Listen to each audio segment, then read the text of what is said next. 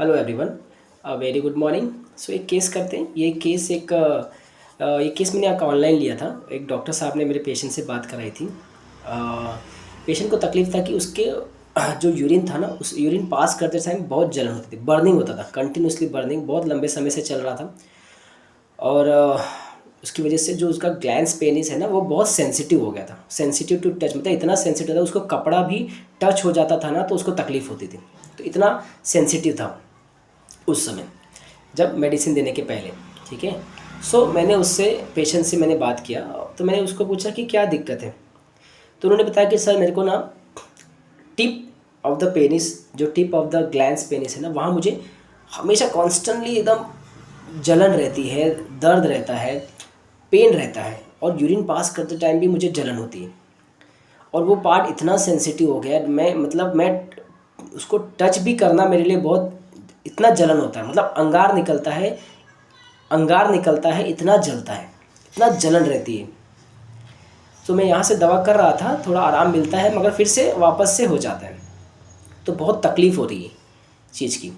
तो कपड़ा भी सहन नहीं होता है। और ये एक दो बार हो चुका है। तो मैंने बोला कि क्या क्या क्या लगता है, इसको लेके क्या चिंता होती है। चिंता डॉक्टर साहब यही कि मतलब एक बार दो बार हो गया ना, तो ये बार बार हो रहा है। तो मेरे को अभी थोड़ा सा डर लग रहा है कि ये बार बार क्यों हो रहा है ना, बार बार क्यों हो रहा है, इसलिए डर लग रहा है कि अंदर क्या प्रॉब्लम है, अंदर क्या चल रहा है, क्या दिक्कत है, ऐसी क्या प्रॉब्लम है इसके अंदर, है ना। तो वो मुझे पूछता है कि इसका क्या रीज़न हो सकता है डॉक्टर साहब, ये क्यों, मतलब क्यों हो रहा है, किस वजह से होता रहेगा, इसका इसका इसका प्रॉब्लम क्या है, मतलब इसी जगह पे जलन होता है, इतना अंगार निकलता है, आग आग जैसा जलता है मुझे।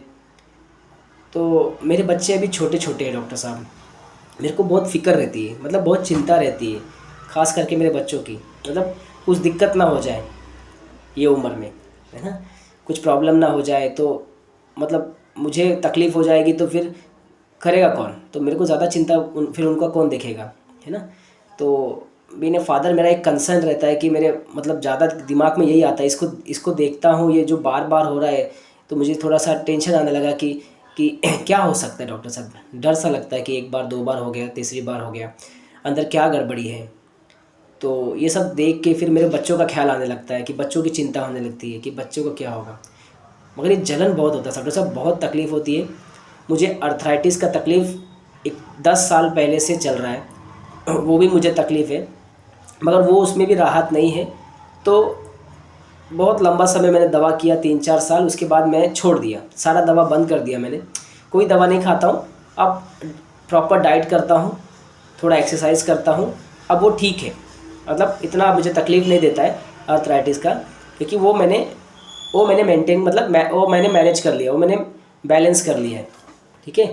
तो मुझे अब उसका प्रॉब्लम नहीं है, मगर ये जो तकलीफ़ है ना, ये जो तकलीफ़ है, ये बहुत तकलीफ़ है डॉक्टर साहब, मतलब इतना जलन होता है टिप पे, एकदम टिप पे इतना जलन होता है, इतना सेंसिटिव है, इतना मतलब उसको टच करना मेरे लिए इतना डिफ़िकल्ट है, इसके जैसे रिलेशन मेंटेन करने में भी बहुत डिफ़िकल्ट होता है मेरे लिए।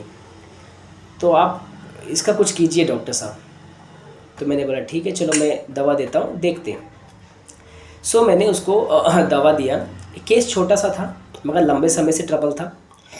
तो सबसे पहला क्या है, पेशेंट का क्या हम सोचेंगे ना, देखो पेशेंट का कंसर्न क्या है, ठीक है, उसके पीछे का वाई क्या है, ठीक है, उसको लेके वो सोचता क्या है, बहुत ज़रूरी। ईच एंड एवरी केस में आपको हमें देखना है कि ठीक है, इसको पेशेंट को तकलीफ़ है, मगर वो तकलीफ़ से उसका कंसर्न क्या है, और उसका उसका रिएक्शन क्या है ना, और वो क्या सोचता है उसको लेके।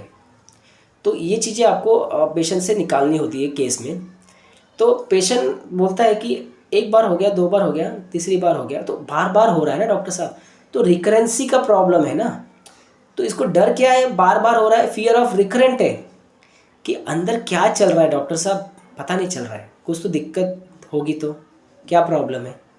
एनजाइटी डार्क इन, है ना, एक तो रिकरेंट है, फियर ऑफ फ्यूचर है रिकरेंसी की वजह से। दूसरा क्या है, एनजाइटी डार्क में है कि अंदर क्या है पता नहीं है। मुझे कंफर्म करता है कि डॉक्टर साहब क्या दिक्कत हो सकती है, क्या प्रॉब्लम हो सकता है डॉक्टर साहब अंदर, किस वजह से होता रहेगा। तो डार्कनेस के साथ उसको लाइट भी चाहिए, तो लाइट डिज़ायर भी है। कैसा जलन होता है? अंगार जैसा। डॉक्टर साहब आग लगी, इतना जलता है अंगार जैसा। तो डिल्यूजन हमारे पास है विजन ऑफ फायर।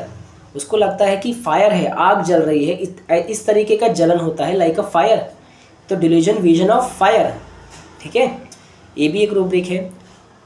बच्चे मेरे छोटे हैं, मेरी एज अभी इस एज में तकलीफ़ हो जाएगी तो उनको सफ़र करना पड़ेगा, उनका ज़्यादा चिंता रहती है, उनका ज़्यादा ख्याल रहता है कि उनको वो मेरी वजह से उनको तकलीफ़ कुछ ना हो, या उनको सफ़र करना पड़े, या मेरा को तकलीफ़ होगी तो उनका कौन करेगा, है ना, ये सब।